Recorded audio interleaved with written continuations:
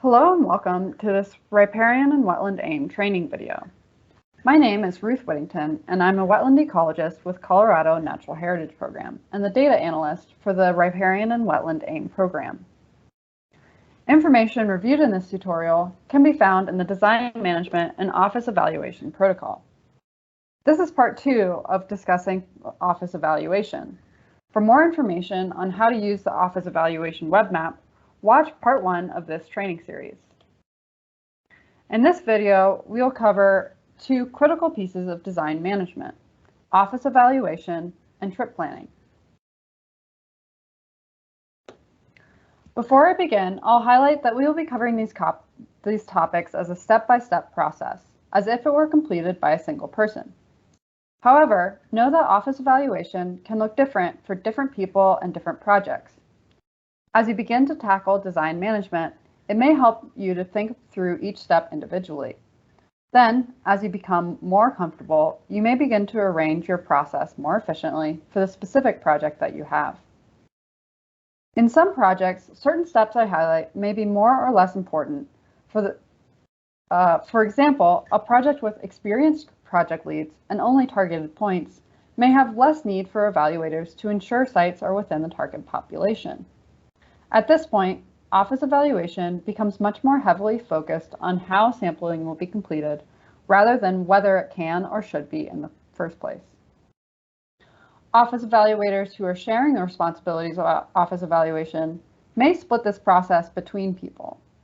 For example, a crew manager may do a first sweep to ensure plots are within the target population and reject points that are non-target. Then, a crew lead may go through and put together access instructions and sampling plans for each plot.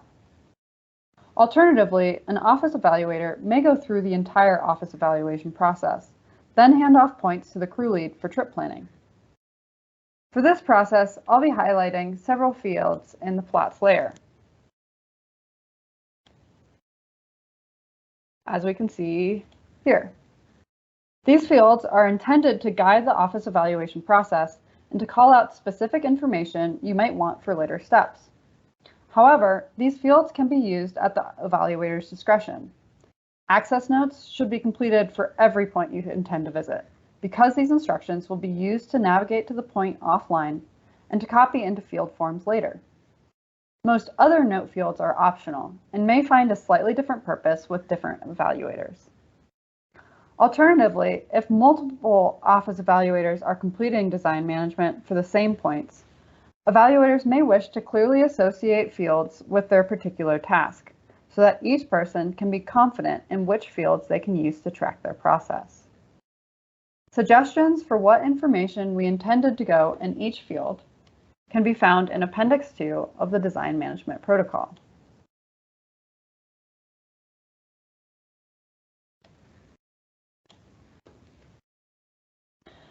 Now getting started, I'll begin with discussing office evaluation. The purpose of office evaluation is threefold: to determine whether the sample location or surrounding area is likely to meet the definition of the target population, to verify if the sample location is accessible, and if so, plan a travel route, and to develop a preliminary plan for laying out the monitoring plot. When completing office evaluation, it's important to first start with understanding the design of the project or projects you will be evaluating. You can do this by opening the project information table at the bottom of the contents panel.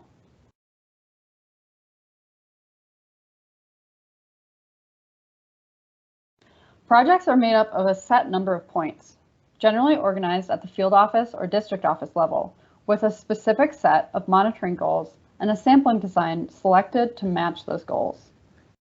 Projects vary in the number of points they contain, and some office evaluators may be charged with one or more projects. This table will show a list of all projects along with their project lead,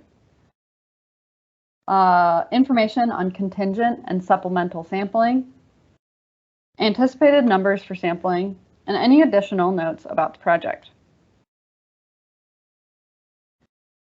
Looking at the ratio of targeted and random points, we can see there are 3 types of projects: random designs, as with these Alaska projects, where all of the points allocated are put towards random plots. Targeted designs, as with these California projects, where all of the plots allocated are put towards targeted plots.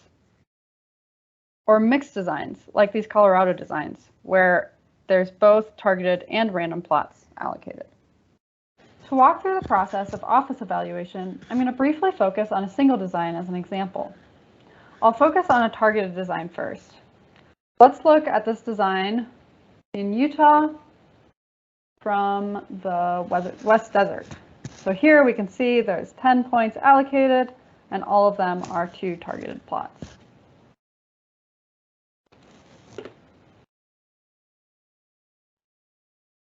First, I'm going to filter my plots layer to that project.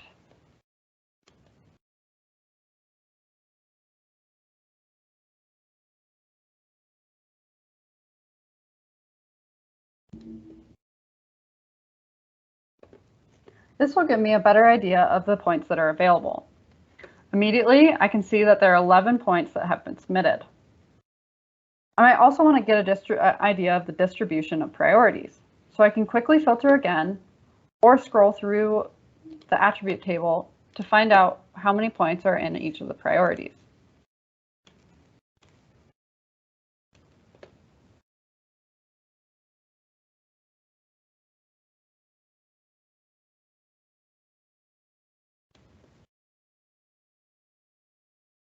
Targeted points can have a priority of 1, 2, or 3, with 1 meaning the highest priority, and 2s and 3s being backup. Ideally, the number 1 priorities add up to the number of required targeted plots, but that won't always be the case. In reviewing points, I'll probably start by going through all 1s since I know they'll be sampled this season.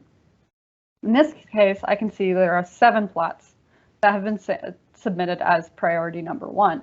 So I'll have to choose 7 of those plots with an additional 3 from the other priority ranks. Organizationally, I personally find it most helpful to first go through all points in the project, quickly scanning for major red flags.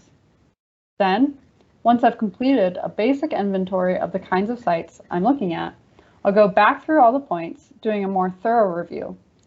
At that point, I'll refine outstanding questions I have for the project lead and write access instructions. Others may find it more straightforward to complete all processes involved in office evaluation on one site before moving on to the next.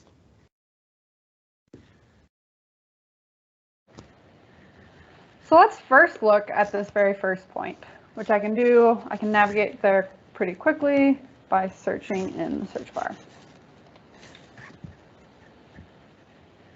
With all targeted points, the first thing I'm going to do is just open up the plots layer and look at all of the information that's provided along with the point.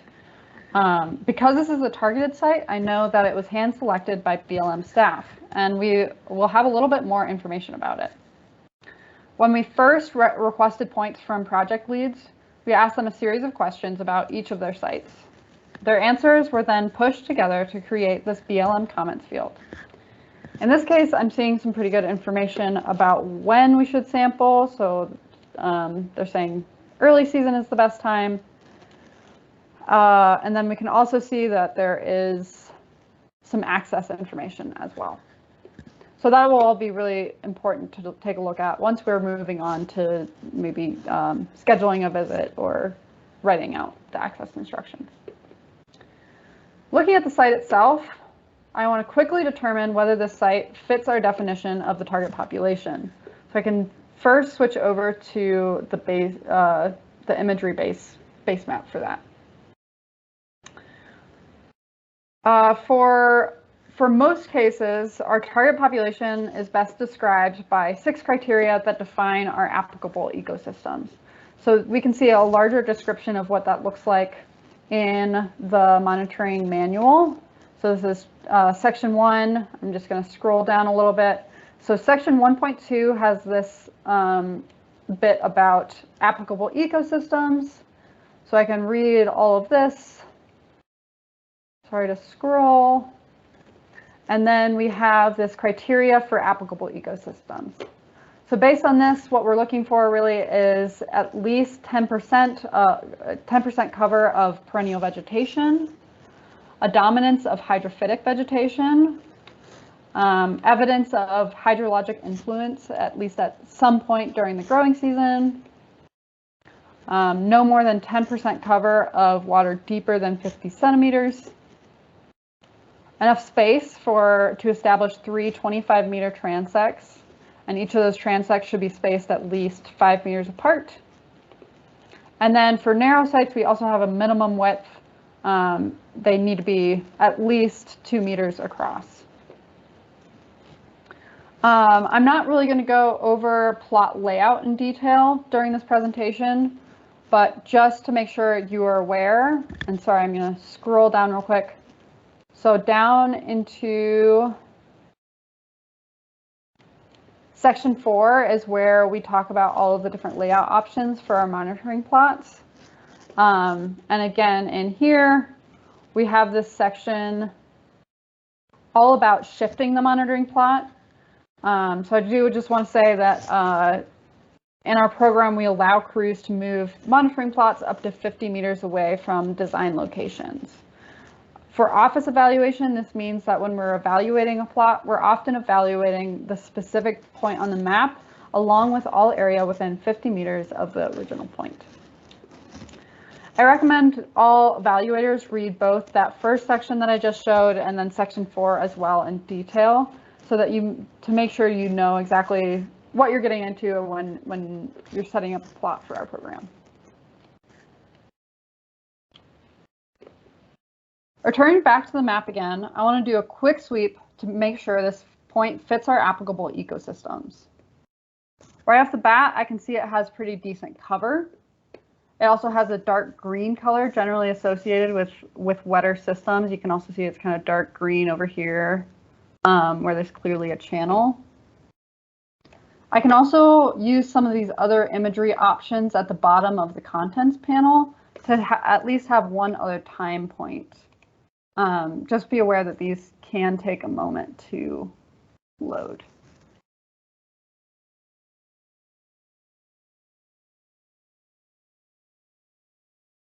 And sometimes they're extent dependent. So here we can see that shows pretty similar agreement between those two time points of imagery. We can also use this color infrared. This will highlight particularly wet areas in red. So those are just a couple of options.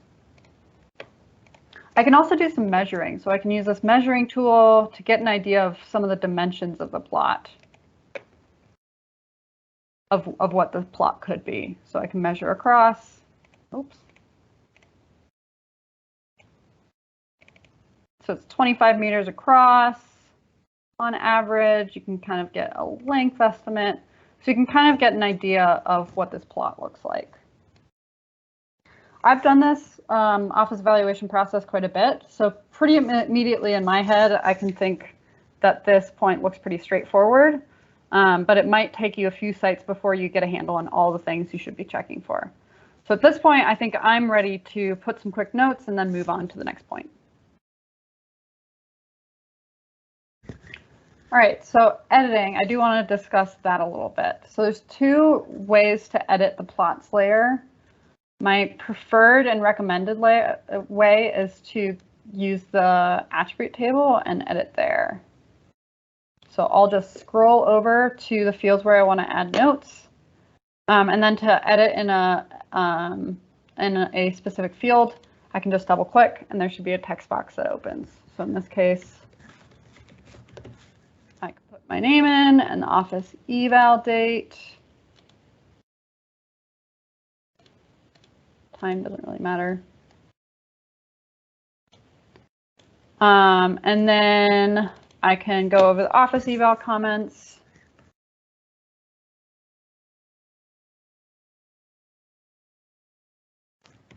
And just put something quick about what if I notice anything that I want to keep track of. The other way, and as soon as I'm done editing that field, I just click out of it. Those edits are saved, they're preserved, and I'm no longer editing.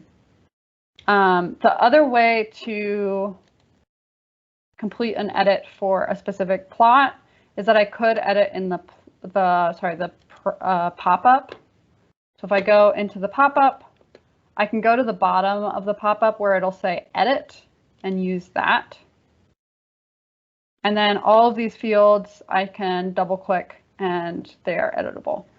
The reason I don't love this way of editing is that if I'm scrolling down, there's this delete button.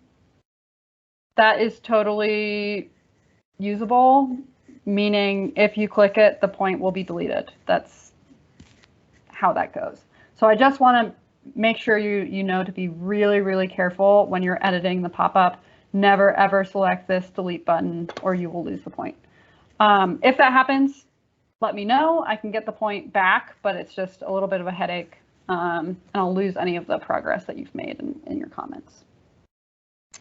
The other reason I don't like it is that if I do my edits and then I close out of the pop-up, I'm actually still in editing mode, and I could move the point. So I could do that, which I really don't want to do. There's an undo button, so if you accidentally, that's there. But you're not going to get out of editing mode until you unclick this edit button. And at this point, I can't move the point. But I just want you to be really, really conscious of when you are in an editing session if you're going to use the pop-up for edits. Okay, so I think we can move on to the next point. So I'll just open up the attribute table and scroll down to the next point. I can use this to center on my selection. All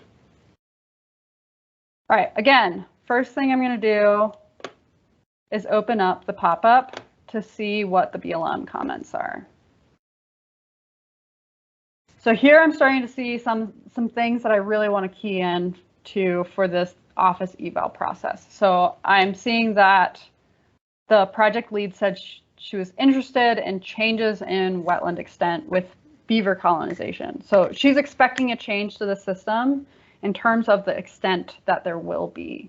What that means is in terms of laying out the transects, you may not be setting transects up in current wetland habitat, but you're more trying to predict where you'll be interested in sampling in after the change occurs.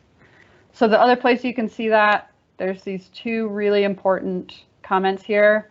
Crew can move the plot as needed. Okay, so you can move it using that 50-meter buffer, and plot should represent site potential. So right away, that's cueing me into this plot may not be set up in the current wetland extent. So this also means if I'm looking at the imagery, this may be pretty rapidly out of date if they expect that a change has already occurred. So that's something to kind of be wary of, that there may be a change in the wetland extent, even since the imagery was there. So I can see if I turn on the NAPE imagery, you can see it seems a little drier than even the other option. So these are all things that I really want to be cued into and make sure I'm taking notes about. So if I'm going to add notes for office evaluation, again, I'm going to scroll over, put in my name and the date.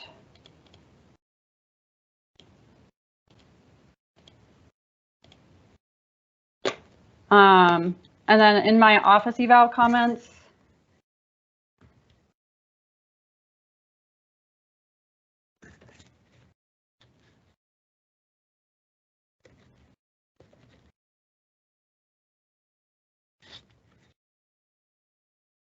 I'll just want to make sure I'm highlighting that I am not totally sure how this plot needs to be laid out. So sites in which we're sampling for site potential, we likely are going to have to talk to project leads to know exactly how it should be set up to match their monitoring goals. The other field I'm going to highlight for this process is there's this additional guidance needed field. So this is really to flag these kinds of questions that you probably want to follow up with project leads for. So if I were sampling this, I would say,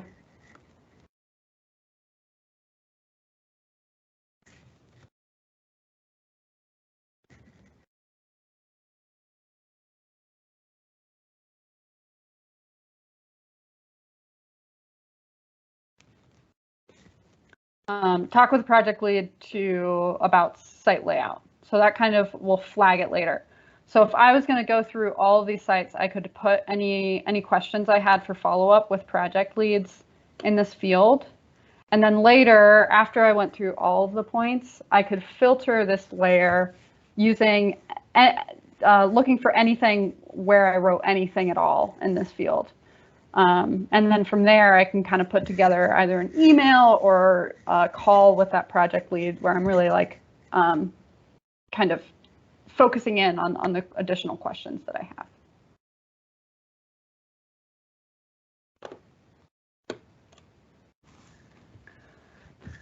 So that's how I'd go about the first round of review. After I went through all the points the first time, that's when I might go back through and start writing really detailed access instructions.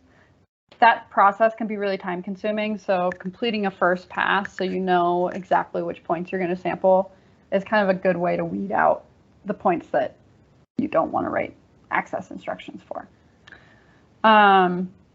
So for targeted points, pretty much all of the points are going to be accessible because BLM staff have gone through and hand selected those plots.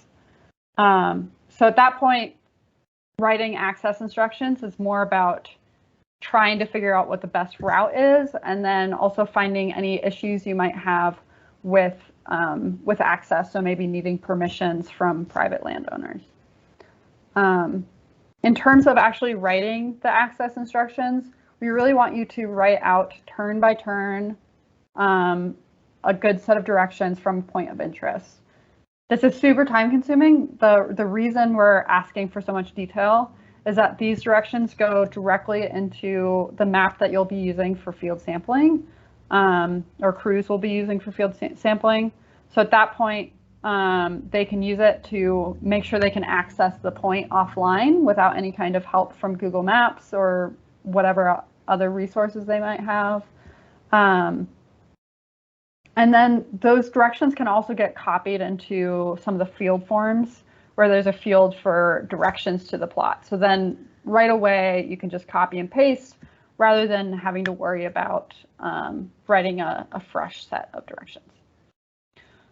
In terms of resources, every single point, if you scroll to the bottom in their pop-up or at the very end of the attribute table, there's going to be this Google Maps directions. So you can always use that and click more info. And that will automatically open up that point in Google Maps. And that can be a good starting point, starting point on trying to figure out how to get there. So on this point, I can zoom out a little bit to find a point of interest. I can say, okay, Randolph is right there. So maybe I'll just go from Randolph.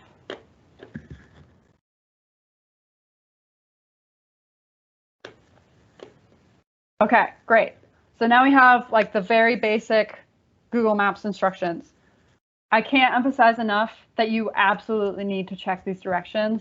Google Maps will do all sorts of funky things, especially once it gets onto gravel roads. It really cannot predict how long gravel roads will take.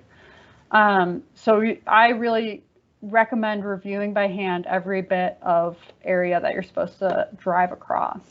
So in this case, we have this route. I can switch over to the satellite imagery.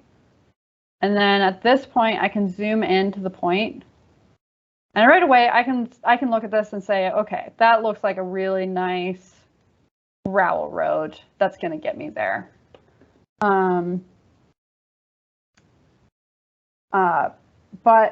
in general, even so, it's important even in this case, to look across. So I'll kind of like scroll and make sure it's going in the right place. And this is exactly why. So this is what you want to avoid, where Google Maps has decided that this 2-track is the way you should go, which looks a whole lot worse than this nice graded road. So in this case, I would just pull these directions over.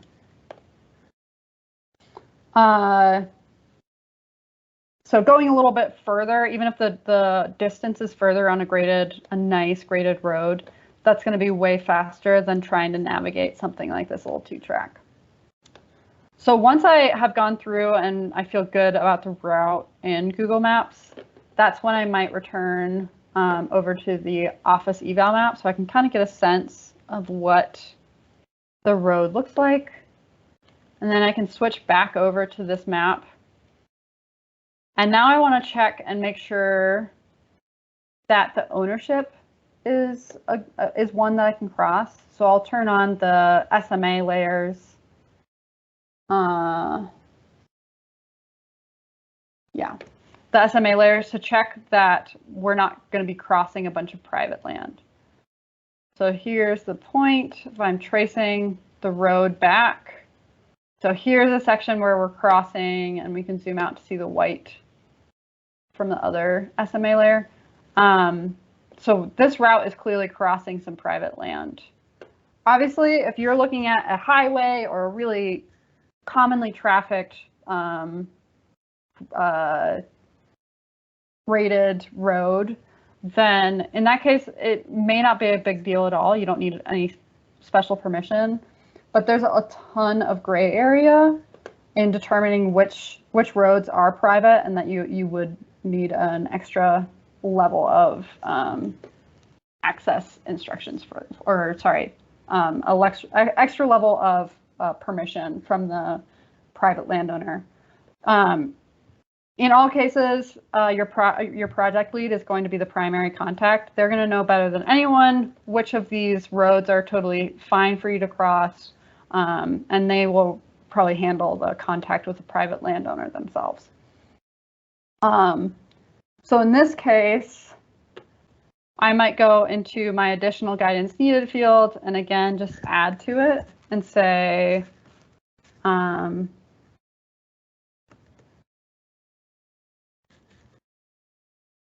something about how it crosses private and that I should check in.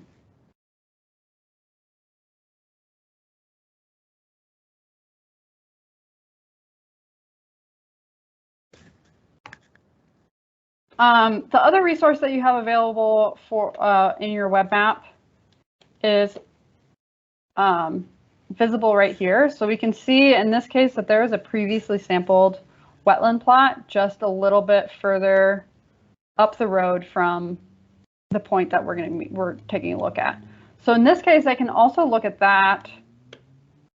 So this is the previously sampled point. And there may or may not be really good directions in there from that point. So if I was going to sample this point, I would take a look at what the directions are here. And looks like the second half seemed to be about like where to park. So maybe I just take the first half, I can copy that, definitely check it and make sure it's all right.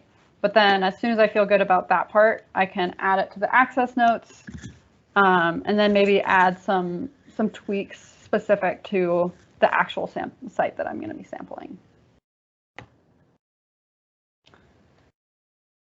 Okay, so those are, I kind of highlighted the two really big fields, the office eval comments, and then access notes, and then this additional guidance needed.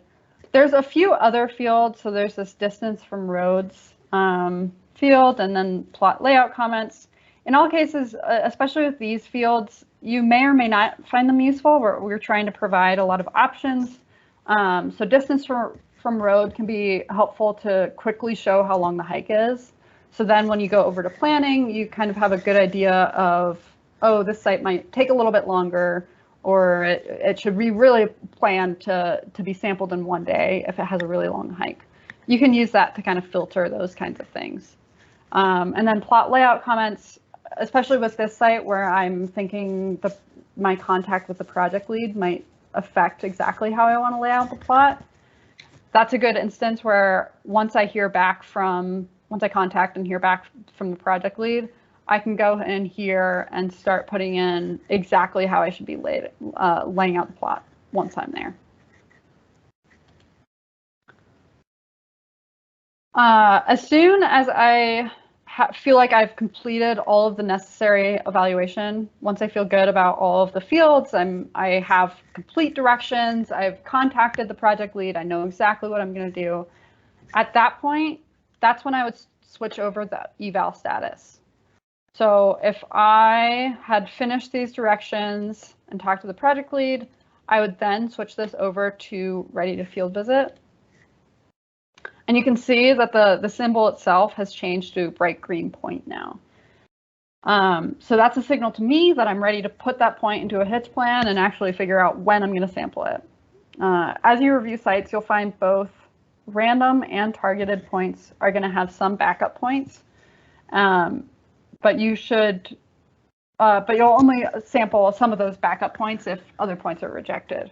So for that reason, in addition to ready to field visit, we also have ready to field visit backup. So that's to be used for some of those points that will only be used if others are rejected. Okay, so I think you have a good idea of how some of the basic mechanics that are involved in office evaluation. But there are a few extra considerations for random points that I want to cover, including what site rejections look like. So for this, I'm going to shift my filter in the plots layer over to a different project. In this case, we're going to take a closer look at the Nevada Carson City project. So I'm going to apply that filter and zoom to it. And then, just as before, I can take another quick peek at the project information table. So I can look here and see what this design looks like. So here's the Carson City project. And again, we can see we have 22 points that are allocated. And in this case, all of those are allocated towards random sites.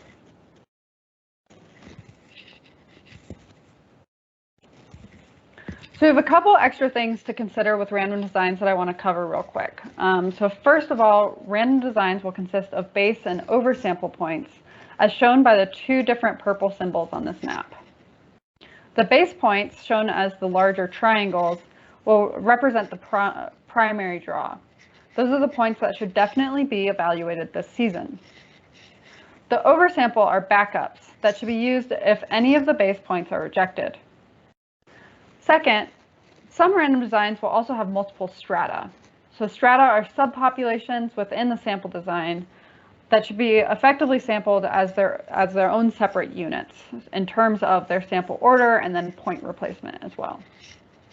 So if we want to take a look at what the attribute table looks like, we can see all of this information provided in some of the fields. So here in panel, we can see that the first point, here we have a base point. A little further down, we would see an oversample point. There's also the stratum field. In this case, it's blank, so that tells us there is no stratum for this project. And then the last thing, we can also look at the priority order, and you can see here that it's used a little bit differently than it was with the targeted sites. So rather than the 1, 2, or 3 designations that we had in targeted sites, it'll show a sequential number that represents the order in which it was drawn. All points are intended to be sampled in this order, so as a rule of thumb, you should start by evaluating and sampling base points for each stratum. If a point in the base sample is rejected, it should be replaced by the oversample with the lowest priority order within the same stratum. You'll have to continue this process until you've reached the desired sample size of sampled points. In reality, implementing a random design can be enormously complicated due to the logistics involved with sampling points in a specific order. For more information and suggestions on how to implement a random design, make sure to review the section about random sampling at the very beginning of the Design Management Protocol in detail. So So let's adjust our filter to just look at the base points. So I can add a filter to panel equals base and apply a filter and zoom to. All right, so now we're just looking at the purple triangles. Again, I would first start with a quick run through of all the base points just to start getting a grasp of what the points in this project look like. For random points, the process to check that a point fits the target population will likely be more time consuming than it was with a targeted point. While targeted points may not necessarily have all of the requirements, random points must fall within the defined target population we discussed earlier. So now, let's take a look at the very first point. I'm gonna search it in the search bar.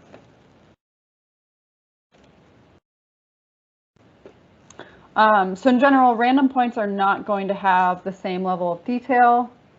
So BLM may not have reviewed the point, so there may not be anything significant to review in the pop-up.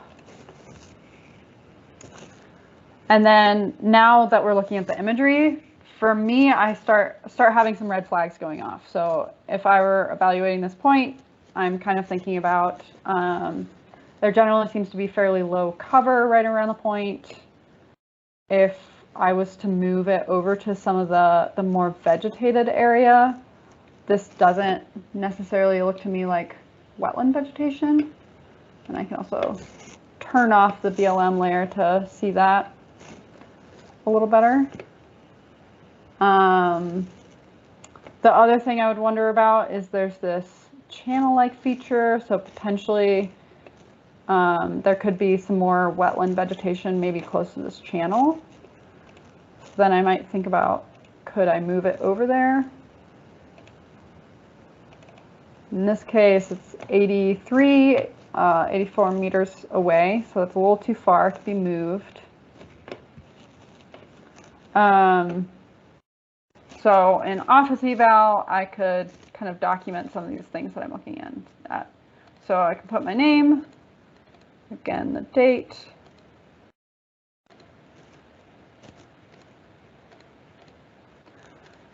and then in office eval comments, I can say,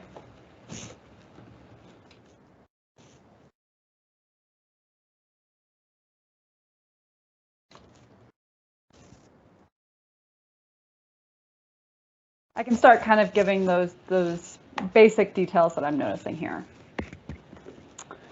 If you're, the other thing you could review is also some of the imagery. So just like before, we could take a look at that and see if any other imagery options might be a little better. In this case, it looks pretty similar. I don't think I'm getting any better information from the other imagery. So to me, this looks like we likely will have a rejection here due to the point being too upland. So one thing you could do as you're first going through is you could just use office eval comments, maybe for points that you think might be a rejection. You could just put a quick comment here.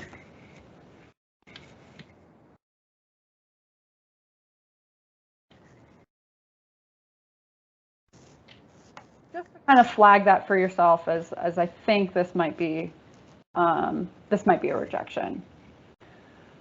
And that might be the way to do it, and then you can go through all the points. You can start to get a feel for some of the imagery signatures that you're looking for in terms of wetlands. If you're a more seasoned evaluator, the other option, you may just immediately say, I think this is going to be a rejection, and feel a little more confident about that.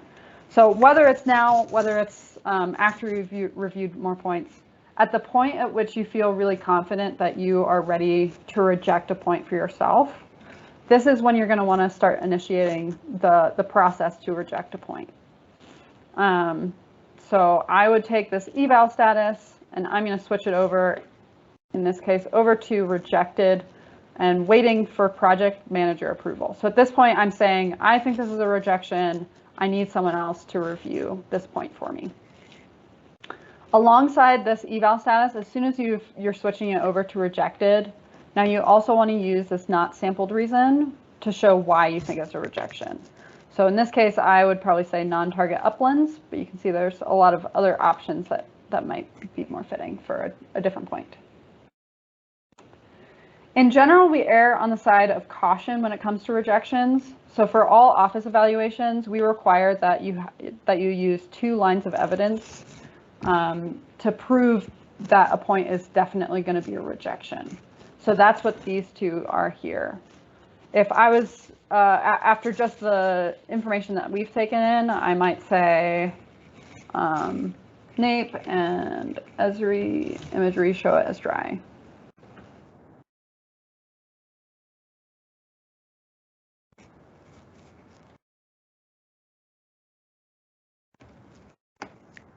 And these should be pretty short, so that's good enough for one of the reasons.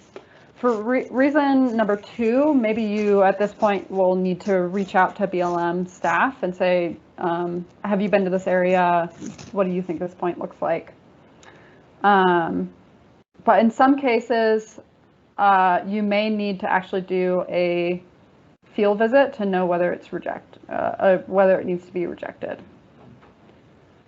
So if you don't have enough evidence to reject, you might need to do a field visit. And then at the point at which you're confident that a point has been rejected, that's the point at which you're going to need to add an oversample point to your design in order to reach the required number of points. Other evaluation processes in random design sampling is much the same compared with targeted sampling. So I'm going to kind of finish off this section on discussing office evaluation. But just know that as you are evaluating, that this process can take a really long time to get the hang of. So just be patient with yourself as you're reviewing and expect that you may need to look at points several times before you have a strong feeling about the best way to sample them. Once you have fully evaluated all the sites you're going to sample, you are ready to begin hitch planning. This is the process by which crew leads and managers group points into specific sample plans scheduled for their window of sampling. As you shift your focus from office evaluation, it may be time to change your filter. So in this case, I might want to filter instead by eval status.